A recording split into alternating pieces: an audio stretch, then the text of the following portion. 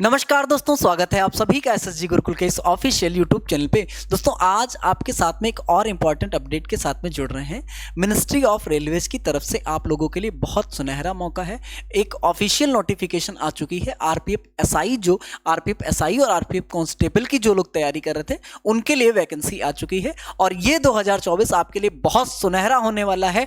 आप जानते हैं कि वैकेंसी की भरमार पड़ी है हर मिनिस्ट्री से।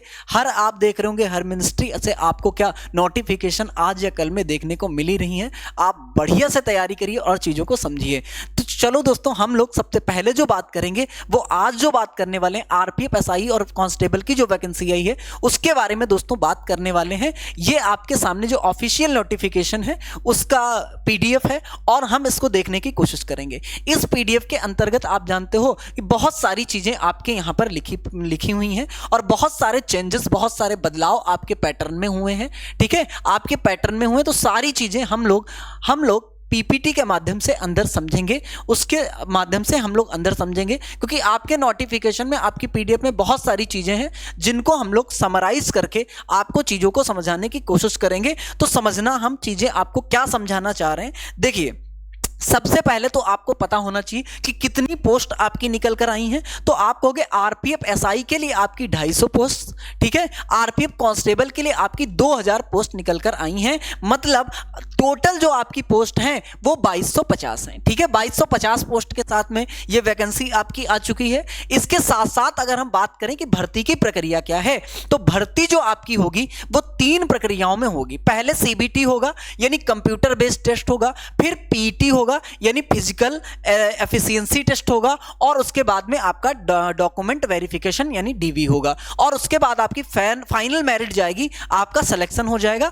आपके घर कॉल लेटर आएगा। ठीक है, बात समझ में आई? तो आप देखते हैं, फिर अब हम आगे बढ़ते हैं और चीजों को समझने की कोशिश करते हैं। इसके साथ साथ अगर हम देखें कि आयु क्या होगी, जो मेन क्वेश्चन आप लोगों के होते हैं दोस्तों, उनको हम लोग इस वीडियो के माध्यम से समझने की कोशिश करेंगे कि भाई जो आयु होती है ना, आयु सीमा जो है वो कितनी है। तो आरपीएफ कांस्टेबल के लिए 18 से 25 वर्ष है और आरपीएफ एसआई के लिए 20 से 25 साल मांगी गई है। इसके साथ साथ जो रिजर्वेशन इसमें जो लगेगा वो एज रूल जो इनका है उसके अकॉर्डिंग लगेगा। ठीक है, तो आप समझते हैं भाई रूल के अकॉर्डिंग 5 साल का रिजर्वेशन शायद एससी और एसटी में, इसको देखना पड़ेगा, चीजों को बताना पड़ेगा। बस आप ये समझो कि जो मेन आपकी एज है वो 18 से 25 होना चाहिए जनरल वालों के लिए। क्या इतनी बात आपको समझ में आई?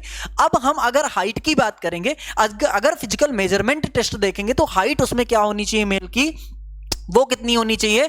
वो भाई अगर हम जनरल और ओबीसी की बात करेंगे तो उसमें मेल की हाइट 165 सेंटीमीटर होनी चाहिए, जबकि फीमेल की हाइट कितनी 157 सेंटीमीटर होनी चाहिए। वहीं पे अगर हम एससी और एसटी में देखेंगे, एसआई और कांस्टेबल दोनों के लिए है दोस्तों।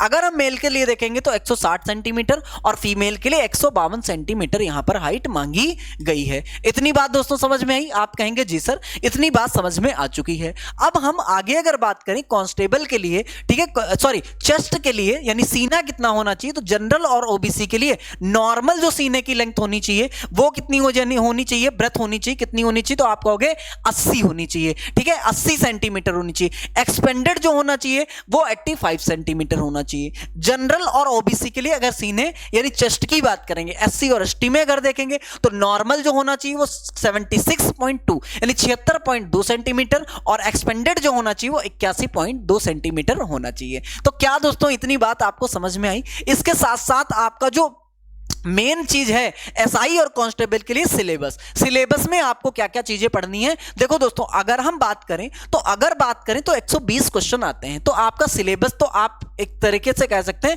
कि ये सिलेबस तो नहीं लेकिन पैटर्न आप इसको कह सकते हो। ये पैटर्न है कि 120 आपके क्या होंगे, क्वेश्चंस होंगे।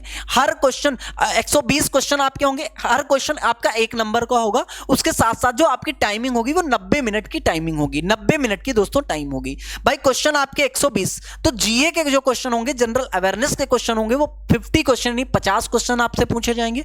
उसके साथ साथ आपके मैथमेटिक्स के जो क्वेश्चन होंगे वो 35 क्वेश्चंस पूछे जाएंगे और रीजनिंग के आपके 35 क्वेश्चंस पूछे जाएंगे। और ये टोटल कितना हो गया, 35 35 70 और 70 और 5 कितना हो जाएगा, 120 आपके क्या क्वेश्चंस पूछे जाएंगे। क्या इतनी बात आपको दोस्तों समझ में आई? इसी के साथ साथ आपको क्वालिफाइंग मार्क्स पता होने चाहिए। अगर हम जनरल और ओबीसी की बात करेंगे तो उनको क्वालिफाइंग जो मार्क्स जो पीईटी के लिए एलिजिबल होंगे उनके 35% मार्क्स होने चाहिए, यानी 120 अंकों का अगर पेपर होगा, एक अंक का एक प्रश्न है, तो 120 का अगर 35% निकालोगे तो कितना हो जाएगा, आप कहोगे 42 मार्क्स। और इसी के साथ साथ अगर हम 30% 120 का निकालेंगे तो कितना होगा, यहां पर अगर 35% निकालोगे तो 42 मार्क्स होने चाहिए, और यहां पर 36 मार्क्स आपको लाने ही लाने होंगे, तब आप अलग प्रोसेस में आ पाओगे। ठीक है, जो नेक्स्ट प्रोसेस है, जैसे पीटी, जैसे आप सीबीटी में कितना लाओगे, इतना क्वालिफाइंग आपका होना चाहिए। ठीक है, उसके बाद आप पीटी के लिए बुलाए जाओगे, और फिर ओवरऑल आपकी एक मेरिट निकलेगी, जिसके अकॉर्डिंग आपका क्या होगा, सिलेक्शन होगा।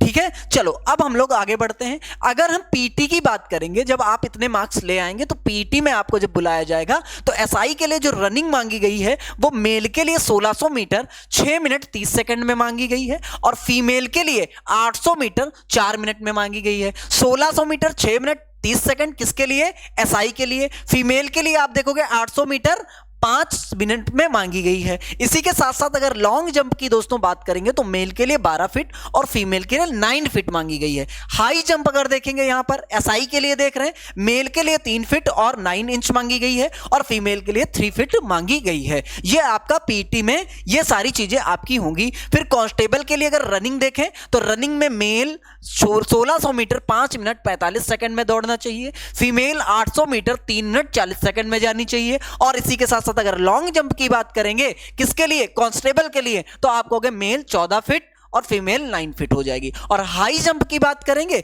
तो मेल 4 फीट और फीमेल 3 फीट क्या हाई जंप लेनी होगी, हाई जंप इतनी उनको चाहिए होगी। ठीक है, तो इतनी बात दोस्तों आपको क्लियर हुई है। तो भाई इतनी ही मेन बातें थी जिनमें आपको क्या होती है, कंफ्यूजन होती है, जिनमें आपको दोस्तों कंफ्यूजन होती है। और इसमें जो चीजें हैं भाई, आप देखोगे कि यहां पर आपका मेंस नहीं होना है, डायरेक्ट आपका क्या होगा भाई, सीबीटी होगा, उसके बाद पीटी हो जाएगा और आपको डीवी के लिए फिर बुलाया जाएगा। तो आप देख रहोगे कि परीक्षा के पैटर्न में भी बहुत सारे चेंजेस हुए हैं, बहुत सारे बदलाव हुए हैं। दोस्तों परीक्षा का जो सिलेबस है ना, उसके बारे में हम अलग से वीडियो बनाकर आपको प्रोवाइड कर देंगे, जिसमें हम मैथ्स के और सारी जितने भी आपके सब्जेक्ट हैं, कौन कौन से उसमें सब्जेक्ट होते हैं, क्या क्या उसमें पूछा जाएगा, हम आपको नेक्स्ट वीडियो में बता देंगे। तो इस वीडियो में अगर जानकारी अच्छी लगी हो तो वीडियो को लाइक जरूर करिएगा। अभी तक अगर चैनल को सब्सक्राइब नहीं कर रखा होगा तो आप लोग सब्सक्राइब जरूर करिए। थैंक यू, धन्यवाद।